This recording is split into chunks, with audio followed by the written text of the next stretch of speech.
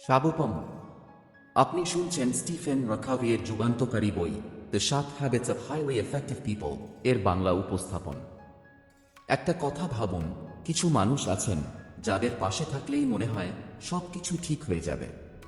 তাদের কথায় আছে দৃঢ়তা, কাজের মাঝে আছে নেতৃত্ব, আর সম্পর্কগুলোয় থাকে গভীর শ্রদ্ধা। আপনি কি কখনো ভেবেছেন এমন মানুষ হয় কেমন করে? এই বইটি সেই গোপন সূত্রই আমাদের সামনে উন্মোচন করে। কিভাবে নিজের জীবনকে শুধু সফল নয়, অর্থবহ আর প্রভাবশালী করে তোলা যায় সেই পথ দেখায়।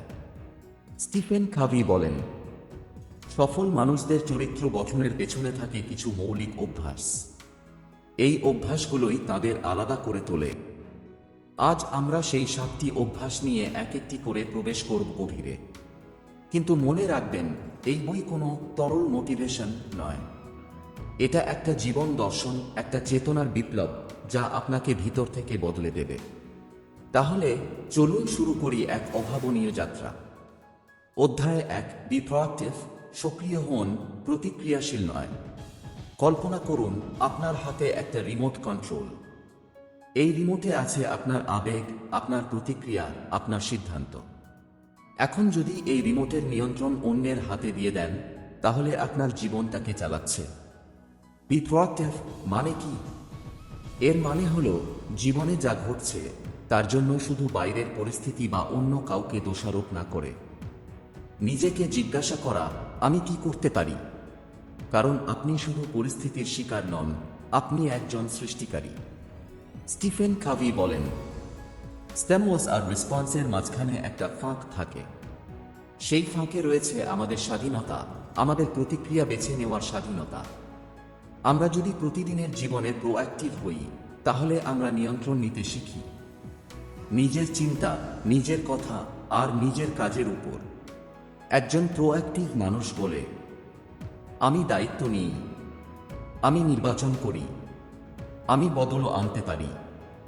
এই অভ্যাস আমাদের শেখায় অন্যের উপর নির্ভর না করে নিজে এগিয়ে যাওয়া, পরিস্থিতিকে দোষারোপ না করে নিজের নিয়ন্ত্রণে থাকা, কথায় নয় কাজে বিশ্বাস রাখা। ভাবুন তো, যদি আমরা সবাই নিজের রিমোটটা নিজের হাতে রাখতাম, তবে আমাদের জীবন কতটা স্বতন্ত্র, কতটা শক্তিশালী হতে পারে। পরবর্তী অধ্যায়ে আমরা প্রবেশ করব দ্বিতীয় অভ্যাসে, begin with the end in mind, অর্থাৎ আপনার গন্তব্যটা জানেন তো। এই যাত্রায় আমাদের সঙ্গে থাকুন। শুধু সফল নয়, সার্থক জীবন গড়ে তুলতে চলুন শুরু করা যাক এই সুমহান অভিযান। অধ্যায় 2, begin with the end in mind, শেষ লক্ষ্য মনে রেখে শুরু করুন। একটা প্রশ্ন করি, আজ আপনি যেটা করছেন সেটা কি আপনাকে আপনার কাঙ্ক্ষিত জীবনের দিকে নিয়ে যাচ্ছে? এটা শুধু একটা কাজ না, এটা একটা দৃষ্টিভঙ্গি। স্টিফেন কাভি আমাদের চোখে আঙুল দিয়ে দেখিয়ে দেন, আপনি কোথায় যেতে চান সেটা না জানলে আপনি কোথায় যাচ্ছেন সেটা কোনো মানে রাখে না। ধরুন আপনি একটা মই বেয়ে উপরে উঠছেন। মইটা অনেক উঁচু, আপনি পরিশ্রম করেই চলেছেন। কিন্তু যদি মইটা ভুল দেয়ালে থেকে থাকে, তাহলে আপনি যদি উপরে উঠুন, আপনি ভুল পথে এগোচ্ছেন। এই অধ্যায় আমাদের শেখায়, জীবনের উদ্দেশ্য স্পষ্ট করুন, আপনার মূল্যবোধ চিনুন, একটা ব্যক্তিগত মিশন স্টেটমেন্ট তৈরি করুন। এটা এমন এক মানচিত্র যা আপনাকে সময়ের সঙ্গে নিজেকে হারিয়ে না ফেলতে সাহায্য করবে। স্টিফেন বলেন, মানুষ 2 বার সৃষ্টি করে, প্রথমবার মনে, দ্বিতীয়বার বাস্তবে। মানে আপনি যা করতে চান সেটা আগে আপনার মনে তৈরি হয়, তারপর বাস্তবে। তাই নিজের জীবন কেমন দেখতে চান, সেই ছবি মনের মধ্যে আঁকুন, আর তারপরে সেই ছবি অনুযায়ী জীবন গড়তে থাকুন। অধ্যায় 3, ফার্স্ট থিংস ফার্স্ট, প্রথমেই গুরুত্বপূর্ণ কাজ করুন। এখন আপনি জানেন কোথায় যেতে চান, তাহলে এখন প্রশ্ন, আপনার সময় কোথায় ব্যয় করছেন? আমরা অনেকেই ব্যস্ত থাকি কিন্তু ফলহীন, কারণ আমরা তুচ্ছ কাজগুলোতে সময় দিই, আর গুরুত্বপূর্ণ কিন্তু তাড়াহুড়ো নয় এমন কাজগুলো পিছিয়ে দিই। স্টিফেন কাভি এখানে টাইম ম্যানেজমেন্ট নয়, লাইফ ম্যানেজমেন্ট শেখাচ্ছেন। তিনি বলেন, সফল মানুষ তাদের সময় গুরুত্ব অনুসারে ব্যয় করে, শুধু জরুরি অনুসারে নয়। এই অধ্যায়ে তিনি আমাদের শেখান একটা প্রায়োরিটাইজেশন ম্যাট্রিক্স, যেখানে কাজগুলো ভাগ হয় 4টা ভাগে: জরুরি ও গুরুত্বপূর্ণ, ক্রাইসিস বা ডেডলাইন; গুরুত্বপূর্ণ কিন্তু জরুরি নয়, প্ল্যানিং, রিলেশনশিপ বিল্ডিং; জরুরি কিন্তু গুরুত্বপূর্ণ নয়, ফোন কলস, ইন্টারাপশনস; না জরুরি না গুরুত্বপূর্ণ, সোশ্যাল স্ক্রল, ডিস্ট্রাকশনস। সত্যিকারের কার্যকর মানুষ বেশি সময় দেয় দ্বিতীয় ক্যাটাগরিতে, যেটা গুরুত্বপূর্ণ কিন্তু জরুরি নয়। তারা আগেই প্ল্যান করে, উদ্দেশ্য ঠিক করে, সময়ের আগে প্রস্তুত হয়। আপনার সময় কি আপনি নিজে নিয়ন্ত্রণ করছেন, নাকি সময় আপনাকে নিয়ন্ত্রণ করছে? এই অধ্যায় আপনাকে শেখাবে কিভাবে না বলতে শিখতে হয়, পরিকল্পনা করতে হয়, প্রতিদিনের কাজকে আপনার জীবনের উদ্দেশ্যের সঙ্গে মিলিয়ে ফেলতে হয়। উপসংহার আজকের জন্য: এই 3টি অভ্যাস। 1. Be proactive. 2. Begin with the end in mind. 3. Put first things first. একসাথে গড়ে তোলে আপনার ব্যক্তিগত বিজয়, প্রাইভেট ভিক্টরি। এই অভ্যাসগুলো আপনাকে নিজের উপর নিয়ন্ত্রণ, দিক নির্দেশনা ও ভারসাম্য এনে দেয়। পরবর্তী অধ্যায়গুলোতে আমরা প্রবেশ করব প্রাইভেট ভিক্টরি অংশে, যেখানে আমরা শিখব কিভাবে সম্পর্ক তৈরি ও বজায় রাখতে হয়, আর কিভাবে একসাথে বড় কিছু তৈরি করা যায়। অধ্যায় 4, ফেক ওয়েন ওয়েন, জয় জয় দৃষ্টিভঙ্গি রাখুন। ভাবুন আপনি কাউকে জিতিয়ে দিতে চান, এবং তাতেও আপনি হারছেন না, বরং আপনার নিজের জয় আরও দৃঢ় হচ্ছে। এটাই হলো ওয়েন ওয়েন, একটা মনোভাব, একটা জীবন দর্শন, যেখানে কেউ কাউকে হারিয়ে যেতে না, বরং সবাই জয়ী হয়। স্টিফেন রকাভি বলেন, Win-win isn't a technique, it's a total philosophy of human interaction. এই দৃষ্টিভঙ্গিতে নেই লোভ, নেই প্রতিযোগিতার বিষ। এখানে আছে সহযোগিতা, সম্মান আর পারস্পরিক মঙ্গল। কিন্তু জীবনে আমরা প্রায়শই কি দেখি? কেউ ভাবে আমার জিততে হলে ওকে হারতে হবে, ওয়েন লস। কেউ ভাবে আমি তো জিততেই পারবো না, তবেই না ও সুখী হবে, লস ওয়ান। আবার কেউ বলে তুই হেরেছিস, আমিও হেরেছি, সমান হলো, লস লস। এইসব মনোভাব আমাদের সম্পর্ক নষ্ট করে আত্মবিশ্বাস কমিয়ে দেয়। কিন্তু ওয়েন ওয়েন মানে কি? ওয়েন ওয়েন মানে হলো আমি জিতব, তুমিও জিতবে, আমি সম্মান পাবো, তুমিও পাবে। আমরা দুজন মিলে এমন সমাধান খুঁজব যেখানে কেউ ক্ষতিগ্রস্ত হবে না। এটা তখনই সম্ভব যখন আপনি আত্মবিশ্বাসী, অন্যকে শ্রদ্ধা করেন, মানেন যে জীবন একটা প্রতিযোগিতা নয়, বরং একটা পার্টনারশিপ। ভাবুন একটুখানি, আপনার জীবনে এমন একজন আছেন যিনি সবসময় আপনাকে বেটার ডিল দিতে চান। তিনি শুধু নিজের লাভের কথা ভাবেন না, আপনার ভালো চান। তার প্রতি আপনি কি অনুভব করেন? বিশ্বাস, ভালোবাসা, দীর্ঘমেয়াদী সম্পর্ক। এই বিশ্বাস আর শ্রদ্ধার ভিত্তিতেই গড়ে ওঠে ওয়েন-ওয়েন সম্পর্ক। এই অভ্যাস গড়ে তোলার জন্য দরকার অ্যাবান্ডেন্স মাইন্ডসেট। মনে রাখতে হবে সুযোগ সবের জন্যই আছে। করেজ, কনসিডারেশন, নিজের কথা বলা এবং অন্যের কথা শোনা দুটোই জরুরি। এগ্রিমেন্টস, পরিষ্কার ও স্বচ্ছ যোগাযোগ, যেখানে দুই পক্ষই নিজের মতো প্রকাশ করতে পারে। স্টিফেন কাভি বলেন, ওয়েন-ওয়েন লোকেরা জানে সবাই একসাথে জিতলে পৃথিবী আরও ভালো জায়গা হবে। তারা আত্মসম্মান হারায় না আর অন্যের সম্মান নষ্ট করে না। এই অধ্যায়টা শুধু একটা অভ্যাস নয়, এটা এক ধরনের চেতনার বিপ্লব, যেটা আমাদের শেখায় সহযোগিতার ভিতরেই সবচেয়ে বড় জয় লুকিয়ে থাকে।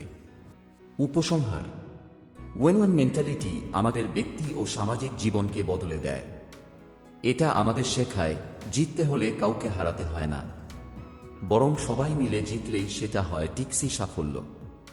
অধ্যায় 5, seek first to understand then to be understood. আগে বোঝার চেষ্টা করুন, তারপর বোঝানোর। চিন্তা করুন, আপনি কারো কাছে আপনার মন খোলার চেষ্টা করছেন, আর সে কিছু না বুঝেই আপনাকে উপদেশ দিতে শুরু করল। কেমন লাগে? হতাশা, রাগ, অথবা একরাশ একাকিত্ব? স্টিফেন কাভি এই অধ্যায়ে আমাদের শেখান, সবচেয়ে বড় ভুল আমরা তখন করি যখন উত্তর দেওয়ার জন্য শুনি, বুঝতে নয়। এই অভ্যাসের মূল কথা, আগে বোঝার চেষ্টা করুন। এর মানে আপনি সত্যি মন থেকে অন্যের জায়গায় নিজেকে বসিয়ে তার কথা বুঝতে চাইছেন। এটা শুধু শুনে যাওয়া নয়, এটা হলো মন দিয়ে শোনা, চোখ দিয়ে দেখা, হৃদয় দিয়ে অনুভব করা। স্টিফেন বলেন, Most people do not listen with the intent to understand. They listen with the intent to reply. আমরা অনেকেই কথোপকথনে থাকি মুখে চুপ, কিন্তু মনে ছটফট করি। আমি এবার কি বলবো? ওকে প্রমাণ করব আমি ঠিক। এই অভ্যাস আমাদের শেখায় নিজের প্রতিক্রিয়া আটকে রেখে সম্পূর্ণ মনোযোগ দিয়ে প্রশ্ন করে, উপলব্ধি করে, সহানুভূতির সাথে অন্যের দৃষ্টিভঙ্গি বোঝা। ভাবুন একবার, একজন আপনার কষ্টের কথা মন দিয়ে শুনছে। সে প্রশ্ন করছে না, উপদেশ দিচ্ছে না। সে বলছে না আমি বুঝি, বরং জিজ্ঞেস করছে তুমি কেমন অনুভব করছো। এমন মানুষকে আপনি কি বিশ্বাস করবেন না? এই বিশ্বাসের ভিত্তিতেই গড়ে ওঠে গভীর সম্পর্ক। এখন আসি দ্বিতীয় অংশে, Then to be understood, তারপর বোঝানোর চেষ্টা করুন। একবার আপনি কাউকে বোঝার চেষ্টা করলে, তখন সে আপনার কথাও মন দিয়ে শুনবে। কারণ তখন সে জানে তুমি আমাকে বুঝেছ, এখন আমি তোমাকে বুঝতে চাই। এটা তখনই কাজ করে যখন আপনি পরিষ্কারভাবে আত্মবিশ্বাসের সঙ্গে নিজের অবস্থান জানান, কিন্তু কারো উপর কিছু চাপিয়ে না দিয়ে। এই অভ্যাসে দক্ষ হতে হলে দরকার এমপ্যাথেটিক লিসেনিং, সহানুভূতির সাথে শোনা, সক্রিয় নীরবতা, মাঝে মাঝে চুপ থাকা মানেই শ্রদ্ধা, সুস্পষ্ট প্রকাশভঙ্গি, নিজের কথা পরিষ্কারভাবে বলা কিন্তু বিনয়ের সাথে। স্টিফেন কাভি বলেন, Understanding someone deeply is like giving them emotional oxygen. যখন কেউ সত্যিই বোঝে, তখন সম্পর্ক বদলে যায়, আর যোগাযোগ হয় হৃদয়ের সঙ্গে হৃদয়ের। উপসংহার, এই অভ্যাসটি শুধুমাত্র কথা বলার অভ্যাস নয়, এটা সম্পর্ক গড়ার এক অদ্বিতীয় চাবিকাঠি। তাই আজ থেকেই চেষ্টা করুন, কাউকে বোঝার আগে থেমে শুনুন, প্রশ্ন করুন, অনুভব করুন, তারপর যদি প্রয়োজন হয় নিজেকে ব্যাখ্যা করুন। শুধু সফল মানুষ নয়, সম্মানিত মানুষ হওয়ার এটাই পথ। অধ্যায় 6, সাইনার্জাইজ মিলেই গড়ে ওঠে অসাধারণ কিছু। ধরুন একটা দৃশ্য, একটি দল একসাথে কাজ করছে। তাদের প্রত্যেকের মতো আলাদা, ব্যাকগ্রাউন্ড আলাদা, চিন্তাধারা ভিন্ন। কিন্তু তারা যখন একসাথে কাজ করে, তখন তৈরি হয় এমন কিছু যা একজনের পক্ষেও একা তৈরি করা সম্ভব নয়। এটাই হলো সিনার্জি। স্টিফেন কাভি বলেন, Synergy is not about compromise, it's about creating a third alternative. মানে এটা এমন একটা সমাধান যেটা না আপনার না আমার, বরং আমাদের দুজনের মিলিত ভাবনার চেয়েও উত্তম কিছু। তাহলে সাইনার্জি মানে কি? সাইনার্জি মানে ভিন্ন মতের মানুষদের সম্মিলন, মতভেদের মধ্য থেকে সেরা সমাধান খোঁজা, সহযোগিতাকে এমন উচ্চতায় নিয়ে যাওয়া যেখানে এক তিন অথবা আরও বেশি হয়ে দাঁড়ায়। এটা তখনই সম্ভব হয় যখন আমরা উন্মুক্ত মনে কথা বলি, সক্রিয়ভাবে শুনি, অন্যের দৃষ্টিভঙ্গিকে সম্মান করি, নিজেদের মধ্যে পার্থক্যকে শক্তি হিসেবে দেখি।